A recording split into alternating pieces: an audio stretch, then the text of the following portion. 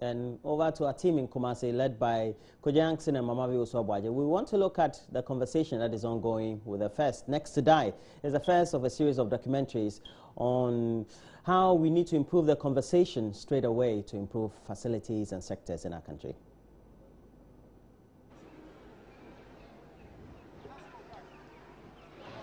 Right, you're welcome back, and of course we've now joined our colleagues on television, so this is now the AM show and the Super Morning Show. My name is Kojo Youngson. I'm the morning man. I'm here with Mama Oswabwaje. I've got to welcome you, Kojo, to the AM show this morning, and it's a joint project because we are here on a special assignment. Our mission, together with the rest of the country, really is to finish the maternity block, the new unit which has been abandoned some 43 years now. We want to see that it is completed. And today we try to find some concrete answers as to exactly when it will be finished. Indeed. You'll be hearing an interview that Mama Oswabwaje did with the Director General of the Ghana Health Service, who was here with us as a guest yesterday on the show. You will also be walked through the construction project by David Akwete, the host of Love FM's morning show. You will also get the opportunity to see a lot of the interesting things that Mama V discovered across Kumasi yesterday, and indeed you will get a recap of yesterday's show, which went a very long way to identify the reality of the problem here at Komfo Teaching Hospital. All of that is coming up today on Big Stories, and of course on Joy 99.7 FM. Big Stories is brought to you by the kindness of friends, and those friends include GT Bank, Vodafone Cash, Enterprise Insurance, and Azar Paint. So let me ask you this: are you a customer of Guarantee Trust Bank Ghana Limited? Is your phone number activated on the *737# service? Well, GT Bank is ushering you into a whole new level of simple and convenient banking. Just by dialing *737# on your phone, you can now carry out full banking transactions from the comfort of your home or office, or wherever you may find yourself. Now, with Bank *737#, you can now initiate the process of opening a new account on your phone, pay ECG and Ghana water bills, and of course DSTV and Surfline subscriptions. If you're a customer, you can still purchase credit, you can check your account balance, you can transfer money between GT Bank accounts, and you can also check for GT Bank branches and ATM locations near you. Levels indeed don't change. So listen, Bank *737# gives you simple banking for every Ghanaian. Try it today and smile. Guarantee Trust Bank, wouldn't you rather bank with us? Now, you can call 566 to join the Vodafone Super Hour offer and get 60 minutes to make as many calls as you want from the time you sign on for only 30 pesos. Okay, so whether you want to call Mami and chat about the good old days, and then call Brad Frank to remind him about the money he promised, and then of course call Sister Ify after that to tell her that the money has landed, then you can have 60 minutes to say all of that for just 30 pesos. This amazing offer is available between 12 and 6 p.m. every day. Enjoy the freedom to talk as they celebrate Ghana's 60th anniversary with Vodafone Super Hour. Call 566 to subscribe now. Terms and conditions apply. So, quite a show we've got for you, and we're going to kick it off by giving everybody a reminder of what happened yesterday, aren't we? Yes. So here's a recap for those of you on radio, television. You'd see in pictures, it's a video. Here's a recap of how things unfolded yesterday right here at the Komfo Teaching Hospital as we came to you with this joint special assignment on the Super Morning Show and on the AM show.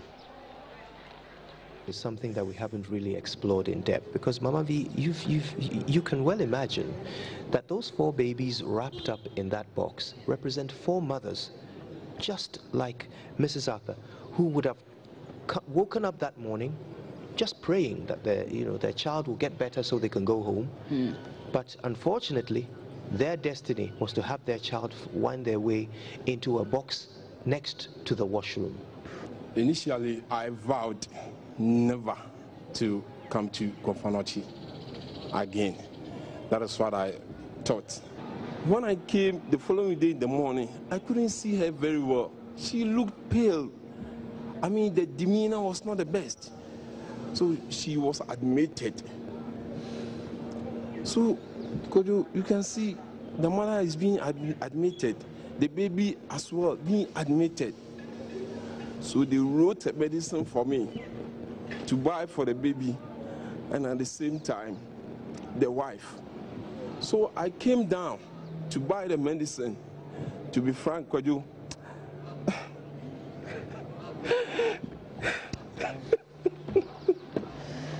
and we sincerely apologize you're having to relive this rather sad experience. This is third time referral to Komfo-Anokye, and the experience is almost the same. The narration is the same. I don't know how you feel, Mrs. Arthur, when you hear, Ms. Ansah share this experience that he's had to relive. This is the third time.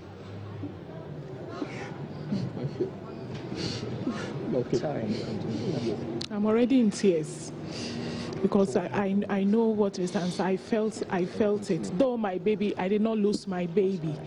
I did not lose my baby. Are you sure you're... But anytime I went back to magazine clinic, like I said, all I said was to cry and pray. I was just praying that I don't lose this child because I went through a lot to give birth to this baby. So I know how it feels. Are you sure you're okay to continue? Oh yeah, I will. Yeah, I will. We're here with you. So I went down to buy the drug for the mother and the baby. So when I was climbing the steps, I was in a dilemma. I was being torn apart. Where should I go first? Should I attend to the mother first, or I should attend to the baby first? So there was the need for me to go to where the baby was. So when I went, my baby was not in the cot. So I started shivering. So what is wrong? Is it the case that this one is also no more? So one of the nurses told me that he is with Dr.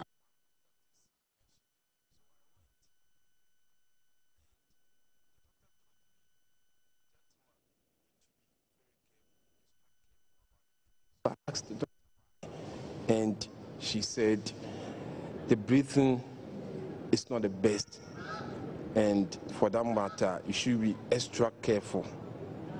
You need to be vigilant, otherwise things may not. You need to be vigilant. It's not like you're a doctor. Yes, that's why you told me. So that I have to be very careful about that baby. Yes, on that baby. What do you want you to do specifically? I don't know.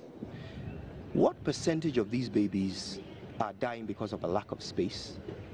And what percentage would have died anyway? Well, I think the point has been made clear that this building not being completed is impacting negatively, both on child health and maternal health. Now, certainly babies are dying because of lack of space, and mothers are also dying to some extent because of lack of space. Now, let me take it from the perspective of my department, which is obstetrics and gynecology. Now, we have congestion in all the wards. Right from A1, we have 5 wards, right from A1 to A5. A5 serves as line-in ward for antenatal cases as well as labor and delivery. A4 serves as line cases for antenatal cases. A3 is the gynecology ward. A2 and A1 is also the line-in for mothers who have delivered and hypertensive disorders of pregnancy. Now, aside that, we see this congestion also in the labor and delivery and in the operating rooms. Now, let me dwell a little more on the labor and delivery and operating rooms. Now, we come to duty. I'm sorry, we can't hear you very clearly, so if you're able to come closer, thank you so much. If you can come closer to the microphone, when we are on duty, the doctors are there for 24 hours. And in each team, we have about 4 or 5 consultants, senior specialists and specialists who operate. Now, because this is a major referral center, sometimes we are overwhelmed with the number of cases on hand. About 5 or 6 cases need to be operated at the same time. Now, we have only 2 theater rooms and 2 theater tables. What happens? These are only 2 operations can go on at a time. The rest have to wait till those 2 take their turn, and then the others are filled in. Whilst in actual fact, if we had enough space, all the 5 or 6 cases, all things being equal, could be done at the same time, and the patients will get well and get better and in the best condition. Now, this also spills over to the recovery ward. Again, the recovery ward is also very small. You have only 2 beds, one for the nurses who are doing the monitoring of the patients, and then one for the patient who has been operated upon. So what happens? We see this congestion there. Now, when you go to the labor and delivery, the same story. Now, according to the Royal College of Obstetricians and Gynecologists and the American College of Obstetricians and Gynecologists, now the standard space that must be allocated or allotted to a mother in labor is about 16 square meters. It's about 16 square meters. Now, what are the privileges? When you have such specification, it means that there will be enough space for mothers to labor. Their spouses could even join them, offer tender loving care, reassurance, and certain decisions their spouses should be factored in and to effect good decision and prompt decision making. But we don't see it here. Our labor ward, from that specification, our labor ward should take just about 3 or 4 beds, but now we have 8 beds. So it means that there's lack of privacy, and it doesn't augur well for our patients. You know, we shouldn't forget one of the basic things we do besides providing health, ensuring that our babies are healthy, is to prevent cross-infection. So even the WHO is promoting that we should have infection prevention control policies, and we are on top of that. But space becomes the limiting factor. People come from home with their own set of bugs or microbes, and then you get another baby with his own set of microbes. Now again, medically, you build resistance and antibodies to the ones that you are used to. So if you are put next to a baby who is coming from a different environment, it is likely that you don't have antibodies that will control those infections. The other part is that babies get a lot of protection from their mothers. Once they come out, they face the real world. So they learn to build immunity to these bugs. So they are more susceptible to those infections. An infection that you and I may walk past and will just cause a shake or a shrug of the shoulders, the babies are going to show signs of infection. And I think I overheard something from the guy who was just saying, talking, that we discharged the baby, correct me if I'm wrong. Yes. He went home and then he had to come back. There are a number of factors. He could have picked an infection from home, he could have picked an infection on the way home, or we say that we call something hospital-acquired infections, which theoretically, if you develop a fever 3 days after your encounter with the hospital, it is presumed that you pick that from the hospital. Now, it's very difficult to look at statistics because really you have to go into detail to find out what is the characteristics of the bug that suggests that the baby died the same day they were discharged. Well, it may be part of, I don't know what the underlying problem is or was, but it could also be part of the issues we have with the congestion. When you are seriously congested, you try to make space for more serious ones who are coming. Our principle for discharging is that we look at those, for instance, whose temperatures, if you have infection, whose temperatures are coming down, who can be managed by the mother at home, and sometimes we look at the home environment. When we are doing any project like that, 30% of the cost is only for construction. 70% of the cost is in the M&E and the equipment. So that is, if you get money for this, they will finish it. But my problem is that, you see, even the small allocations or the budget allocation which we use to reach this stage, if it would have been continued from 2009, we won't be at where we are today. But I can tell you, maybe the chief executive can tell us if there's any money which came in to continue this building after NPP government left the power. We earmark funds every year for the budget allocation. You see, I cannot complete my statement by not saying that since 2009, no money has been allocated. That's what I'm saying, that you see, Ghana government has a lot of things to do. So if you want to finish a project which is not loans, then you have to, as a government or as anybody in authority, to put budgetary allocations for it, and then hoping that within the next 2-3 years it will finish. We are all not, you see, the reason why I'm saying is that you see, it was a commitment which was made by President Kufuor, and I was part of our policy statement and policy documents in health. This building, we are committed to finish it within this term of this NPP government. Was a quick recap of what happened yesterday on the Super Morning Show and the AM show, which came live from this location here at Konfanoche Teaching Hospital, part of our Joy News special assignment following the documentary Next to Die. And we got lots of responses from you as well on social media, so you can keep the messages coming through. Just use all our social media handles. That's right. Don't forget the main hashtag is Finish This Now. Right then, so our social media messages on the Super Morning Show are brought to you by EcoBank, the Pan-African bank.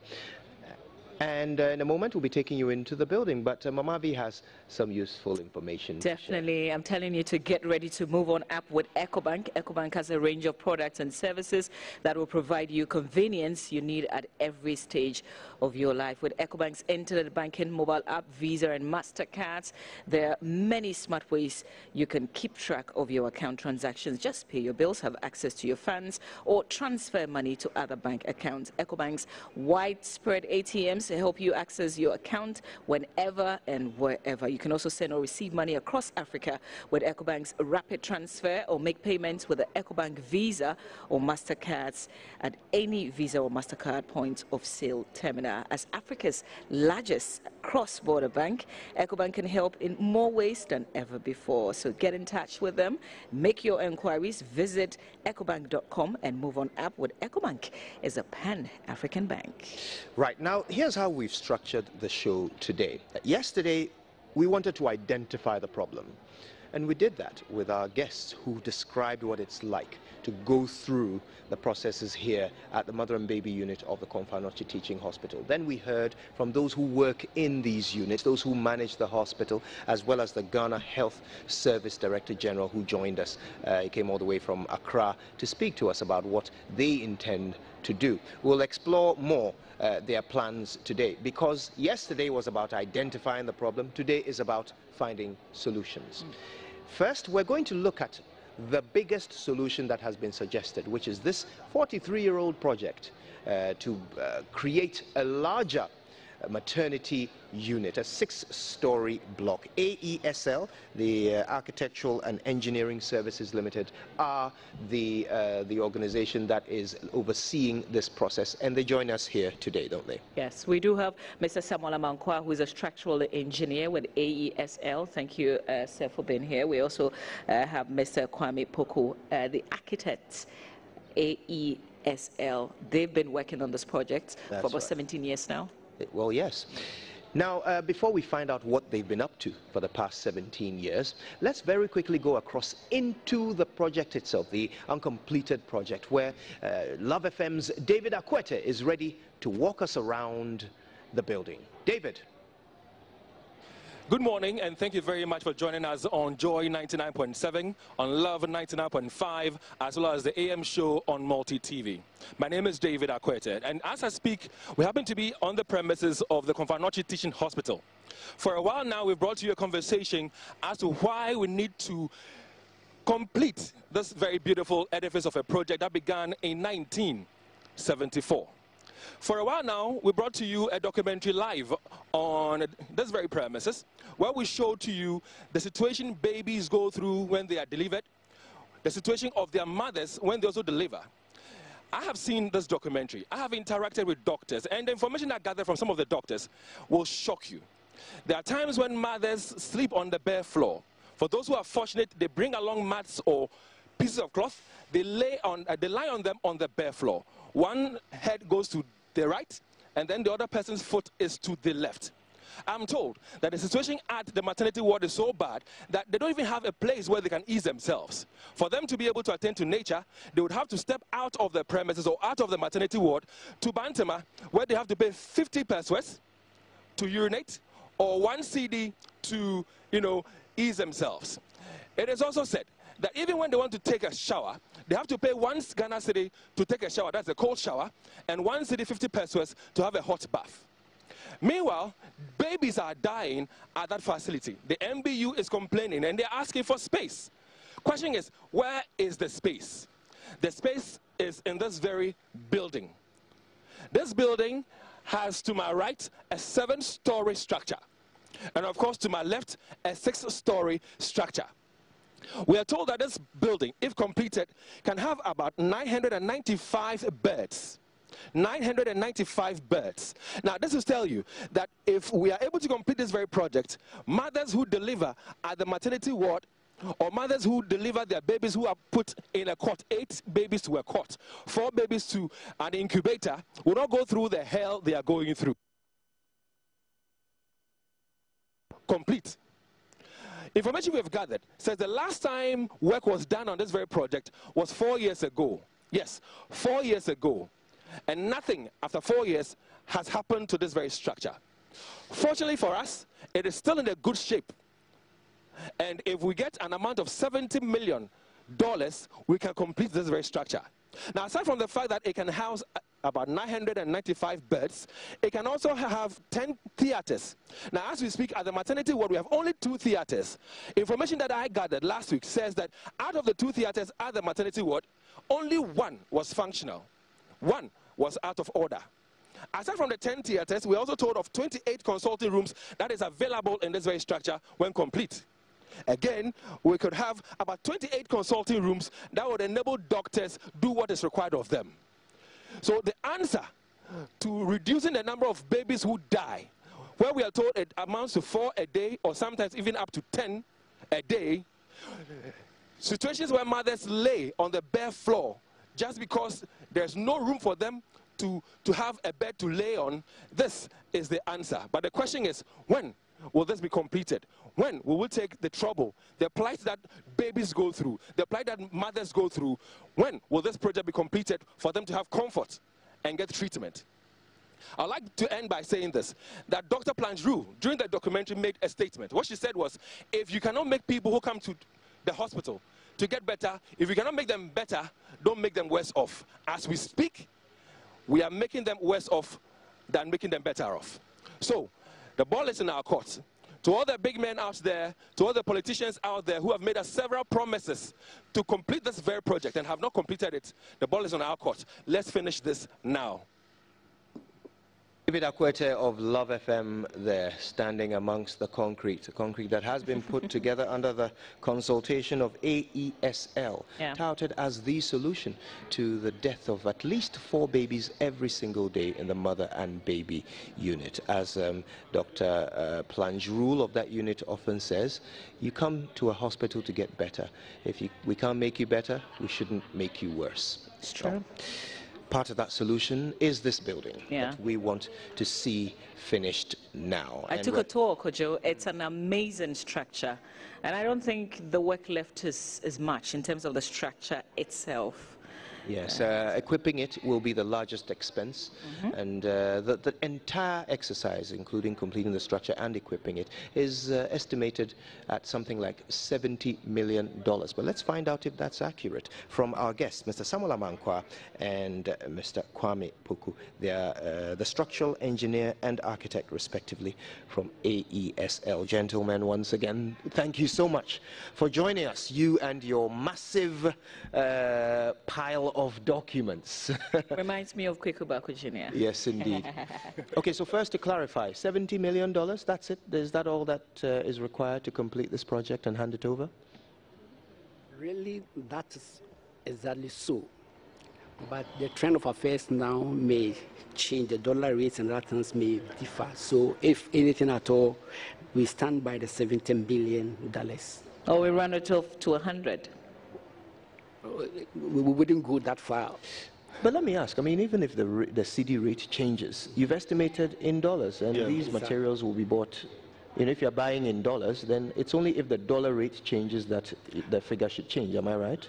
Most of these monies are supposed to be offshore materials, are supposed to be imported. So our fear is that in case they even increase the prices offshore, then at least that will change the prices. But as quoted as at that time, that was the cost implication. That's why we had the 70 million. Okay, so 70 million. Now, let me ask you this. At the moment, what is there? What is the structural integrity of it? Can you simply continue, or will you have to reinforce some of the structure before you can continue building on it, since it's been there fallow for 4 years at least? Really, the main structure was started some years back, but when it was redesigned, we have to scrape and then remodel the whole thing. So as at now, the building is not as old that 40-something years. It is fresh. It just started about 2004 onwards. It's still new. And we as structural engineers have gone through all the structural specifications and they are okay. God willing, they have roofed the building and it is safe, and we are waiting for the first fix of equipment that will allow us to continue. That's why the building is at a standstill. Did you also abandon it? No, consultants are always available, ready, waiting for funding to continue. So AESA has not abandoned. We have our people there always visiting the sites, waiting for funding to be given, so that we will continue and then complete the project on time for the hospital. So specifically, when was the last time funding was made available? Kwame, it looks like you have to come in. I think 2014 there about. Yeah. 2014. How much was made available that last We can't say anything off our heads. No. Okay. Yes. I think most of these things will come from the clients because they are in a better position to, yes. Okay. Now, the amount of work is going to take, to make it ready. How long would it take if you had all the money you needed? If someone gave you 70 million now, how long would it take to finish this? We've talked to the contractor. He estimates the period for finishing within 24 months. That's 2 years. 2 years. Yes. That's if you had all the money right now. But of course that never happens, so it comes in bits. Would that change the timeline? Would that mean it will take longer? Or as long as the payments are regular, you would still be able to finish in 2 years? No. If it doesn't come in bulk, no, you can't. It would extend it to how long? And it depends on how regular. Amount coming, yes. Okay, now how about making it a phased project? Is that an option? Could you complete some part of it for use while you work on the rest?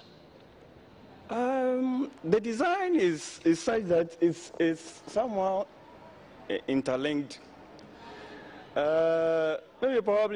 Maybe if the client approaches us to look at that option, we will sit down and look at how best we can do that. But for now, it's a whole structure altogether that we designed. But that stage has to come from, maybe that procedure has to come from the client so that we look at it. But I don't know. I think what really is happening is that the whole system is united. You cannot just finish one portion while the other area does not operate. We have a whole session, the T session. One session is a whole set of theaters, about 9 theaters. And therefore, if we complete the pediatric session, they cannot use the theaters. Yes. If we complete the obs and gynae session, they cannot use their theaters. And therefore, we have to handle them holistically. And if we decide to do floor by floor, we cannot allow patients to be within this mighty structure while construction goes on. Yeah. So the best deal is to make sure we complete it in full and then become functional. That's the system. Yeah. Can you explain the structures that we see? What is going into it exactly? The architect will be the best person to come in. Listen, the structure as it exists is a 3-ring structure. The shape is like a T. Yeah, so the right wing... Pardon me, I'm told that we're going to have to wait a little bit to learn more about the structure from Mr. Kwame Poku, who will walk us through the entire building, in our minds. But of course, before we get to that, we need to hear an important message from Access Bank, after which we'll have the Joy Business Report on radio. And we've got some clips, haven't we? Yes, for those of you joining us on TV. I thought that we will take the opportunity of our being here to also have a conversation on suicide, because it's become very topical. So I sit down with the head of the units, the psychiatry units here at the Komfo Teaching Hospital, who's also a lecturer at the KNUST, for a conversation. We haven't had it like this before. So listen to Dr. Gordon Donner.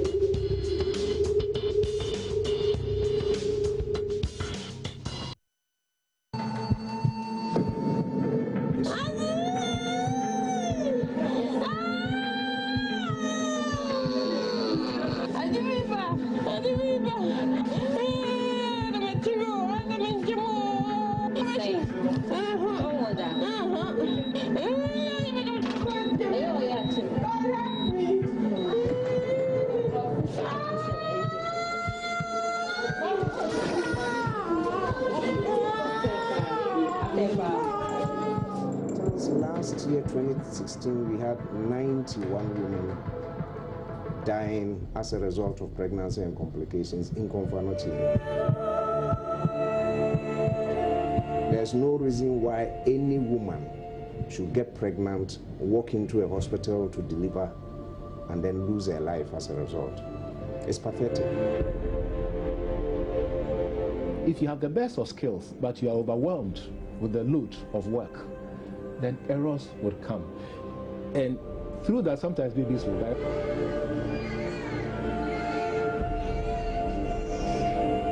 A fifth of the babies who come in will end up dying.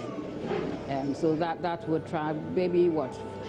You know, on a bad day, we can lose 6, 7 babies. We've had days when we've lost as many as 10 in a day.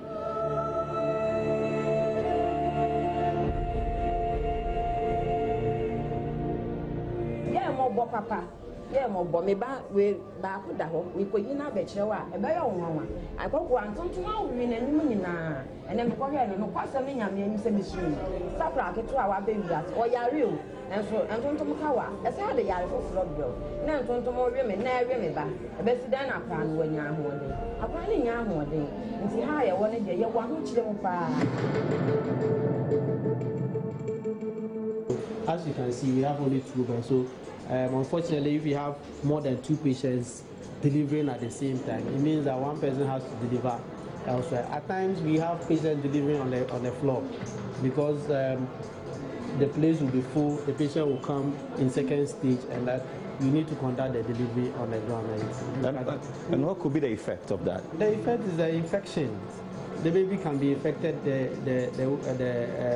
mother can be infected, and aside that, there will be other complications like bleeding. A facility to deal with this crisis has been abandoned for decades. It started in 1974 by the then President Ignatius Kutu Ashampong as the president. Along the way, it stopped and revived in some time, but unfortunately, as financial status of the building is so high, we were not able to complete it.